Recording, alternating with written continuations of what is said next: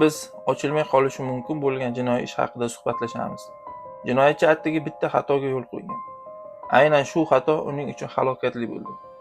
Bu xato shu qadar mayda ediki, u ishdagi boshqa muhim tafsilotlar orasida bemalol ko'zdan qochirilishi mumkin edi. Ammo politsiya aynan shu bir qarashda ahamiyatsiz bo'lib qo'yilgan detalga e'tibor qaratdi. Hikoya AQShning Florida shtatidagi kichkina Oldsmar shahrida boshlanadi.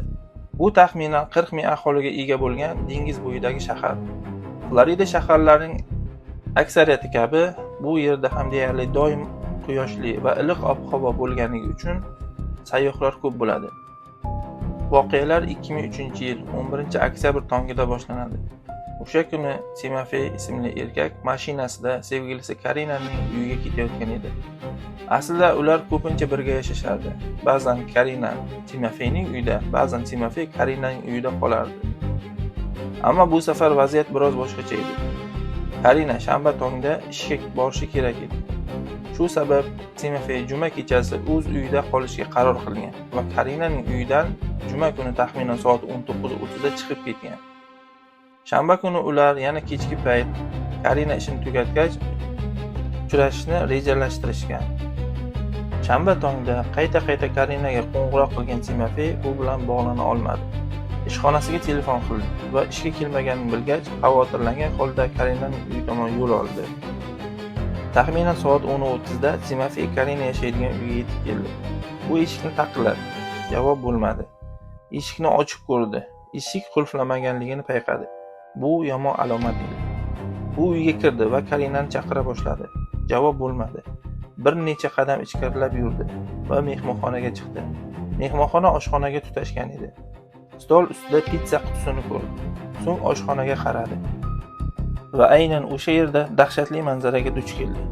Oshxona polida chalqancha yotgan holda sevgilisi Karinaning jasadi yotardi. U qon ichida edi. Shu zahoti Timofey uning vafot etganini bildi. Timofey darhol 911 ga qo'ng'iroq qildi. 911. Nima sodir bo'ldi? Iltimos tezroq keling, politsiyani yuboring. Nima bo'lyapti, janob? Karina o'lik. Bu sizning rafiqangizmi? Yo'q, bu mening sevgilim. Kim? Mening sevgilim. Men hozirgina keldim va uni shunday holatda topdim. Iltimos, tezroq keling. Siz biron shubhali narsani ko'rdingizmi? Ha. Lekin men hech narsaga tegmadim. Eshikni ochdim, u oshxonada yotardi, hamma joy qon.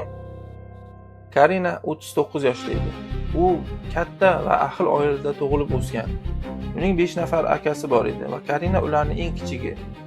Bolaligidan boshlab akalari uni doimo himoya qilib kelishgan. Ammo vaqt o'tib hammasi ulg'aydi. O'z oilalarini qurishdi va turli shaharlarga ko'chib ketishdi. Shunday bo'lsa-da Karina oilani birlashtirib turuvchi asosiy bog'lovchi edi. U har doim bayramlarda hammani bir joyga to'plardi. Yoshlik yillarida Karina model bo'lib ishlagan. Kamera uni sevardi. Uning qora shahlo ko'zlari yanada jozibali ko'rsatardi. Model sifatidagi faoliyatini tugatgach, u Tampa aeroportida chipta kassiri bo'lib ish boshladi. Vaqt o'tib u American Airlines kompaniyasining chipta bo'limida bosh administrator lavozimigacha ko'tarildi. Hamkasblarining aytishicha, Karina yo'lovchilar bilan kelib chiqqan har qanday mojaroni tez va to'g'ri hal qila olardi. Xizmat ko'rsatish sohasida bu juda muhim fazilat hisoblanadi. Achchiq haqiqat shunda ediki, u hayotidagi eng katta mojaroni hal qila olmadi. U o'ldirildi. Ko'p o'tmay voqea joyiga politsiya yetib keldi. Ular ko'rgan birinchi manzara uyning oldida turgan ko'ngli aynib qusayotgan Timofey edi. Uni tinchlantirishdi. Politsiya mashinasiga o'tkazishdi. Keyin detektivlar jinoyat joyini tekshirishdi. Oshxona polida aytilgandek Karinaning jasadi yotardi. Sud tibbiy ekspertizasi uning tanasida 12 ta pichoq jarohat borligini aniqladi. Bu Karina bilan hujumchi o'rtasida o'limdan oldin qattiq kurash bo'lganini ko'rsatardi. Afsuski, bu kurashda Karina yutqazgan edi. Bundan tashqari uyda bosqinchilik alomatlari topildi. Uyning orqa tomonidagi eshik buzilgan. Elektr chiroq va telefon simlari tashqaridan elektr blokidan uzib qo'yilgan. Bu holatlar o'g'irlik ehtimolini ko'rsatardi. Ayniqsa Karinaning sumkasi butunlay titib tashlangan edi. Ammo boshqa tomondan u oddiy aeroport ma'muri bo'lib ishlagan. Katta pul saqlaydigan odam emasdi. Shu bois o'g'irlik versiyasi mumkin bo'lsa-da ishonchsizroq ko'rinardi.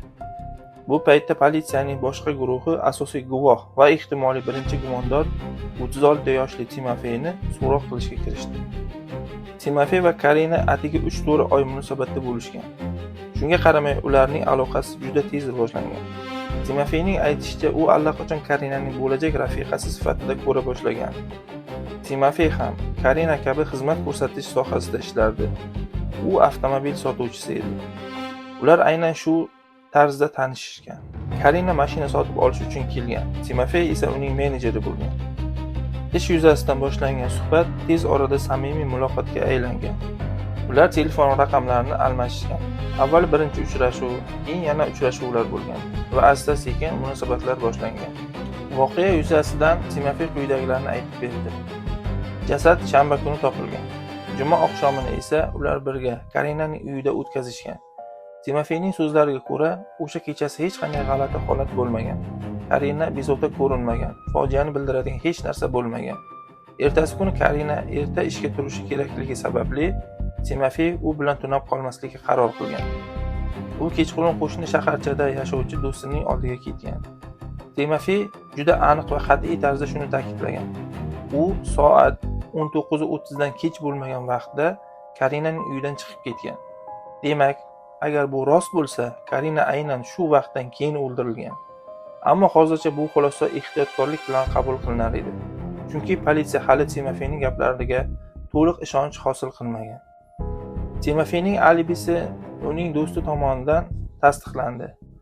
Uning aytishicha, Timofey o'sha kechani deyarli to'liq u bilan o'tkazgan. Biroq politsiya buning o'zi bilan cheklanib qolmadi. Detektivlar Timofeyni diqqat bilan ko'zdan kechirishdi. Kiyimlarini, qo'llarini, tanasini tekshirishdi. Bunday shafqatsiz kurashdan so'ng qotilning tanasida tirnalishlar yoki boshqa izlar qolish ehtimoli juda yuqori edi. Masalan, Karina o'zini himoya qilish chog'ida qotilni tirnab olgan bo'lishi mumkin. Ammo Timofeyning tanasida na qo'llarida hech qanday shubhali iz topilmadi.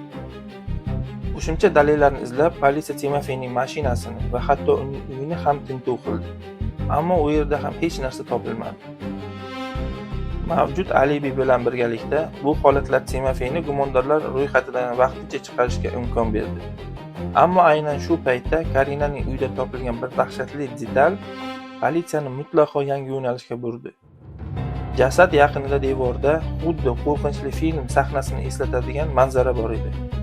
Oq devorda qon bilan yozilgan yozuv. 3 ta aniq bo'lmagan harf: ROK. Detektivlar oldida g'ayrioddiy savol paydo bo'ldi. Bu yozuvni Karina o'zi hayotining so'nggi soniyalarida qoldirgan bo'lishi mumkinmi? Balki u o'z qotilini fosh etish maqsadida oxirgi ishora qoldirgandi. Bu deyarli imkonsizdek tuyulardi, ammo mutlaqo inkor etib bo'lmasdi. Bu taxminni kuchaytiradigan yana bir dalil topildi. Karinaning o'ng qo'l ko'rsatkich barmog'i uchida qon izi bor edi. Go'yoki u yozuvni aynan shu barmog'i bilan yozgandek. Endi politsiya uchun ROK nimani anglatishini aniqlash muhim. Bu qisqartma edimi yoki kimningdir ismi?